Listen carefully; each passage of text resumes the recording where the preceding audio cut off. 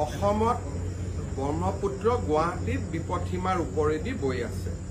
কিন্তু আমাৰ বাবে এটাই সুখৰ কথা বা আমি এটা সন্তুষ্টিৰ কথা বুলি ক'ম যে ডিব্ৰুগড়ত ফ্লাড ৱাটাৰ বঢ়া নাই। ডিব্ৰুগড়ত যোৱা 3 দিন আগতে বাঢ়িছিলে। ডিব্ৰুগড়ৰ পানীটো গুৱাহাটীত আহিছে, গুৱাহাটীত আজি বিপদসীমাৰ ওপৰত আছে। ইনফেক্ট গুৱাহাটীৰ পানীতকৈ ব্ৰহ্মপুত্ৰৰ পানী আজি ওপৰত আছে।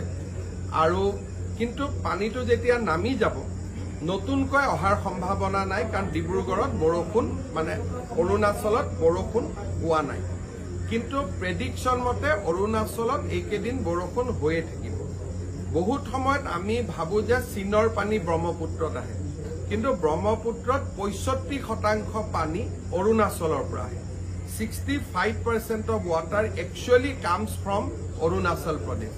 আৰু সেইকাৰণে অৰুণাচলৰ বৰষুণৰ ওপৰতে গোটেইটো নিৰ্ভৰ কৰে। আমি লক্ষ্য ৰাখি থাকিম। আৰু বৰাক উপত্যকাত পৰিৱেশটো যথেষ্ট চিন্তনীয় হৈ আছে, লখিমপুৰত চিন্তনীয় হৈ আছে, কপিলী নদীৰ কাষৰ অঞ্চলবিলাকত চিন্তনীয় হৈ আছে। বোকাখাততো আজি পানী অলপ আছে, কাৰণ ব্ৰহ্মপুত্ৰৰ পানীটো ডিব্ৰুগড়ৰ পৰা নামি আহি আছে।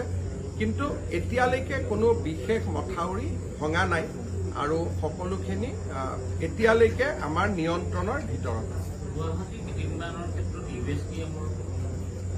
আজি মই তেওঁলোকেও গোটেই কথাখিনি বুজি পাইছে, আমি যি ধৰণে প্ৰেজেণ্টেশ্যন দেখুৱাইছো।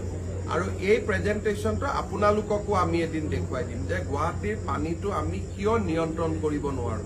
আপোনালোকে এদিন চাব পাৰিব আৰু চালে আপোনালোকে বুজিব যে সমস্যাটো কিমান জটিল। আজি সেইকাৰণে লগে লগে মেঘালয়ৰ মুখ্যমন্ত্ৰীয়ে কৈছে যে এইটো আমি IIT ৰুড়কীৰ ওচৰত যাব লাগে, কাৰণ সমস্যাটো সঁচাকৈয়ে জটিল।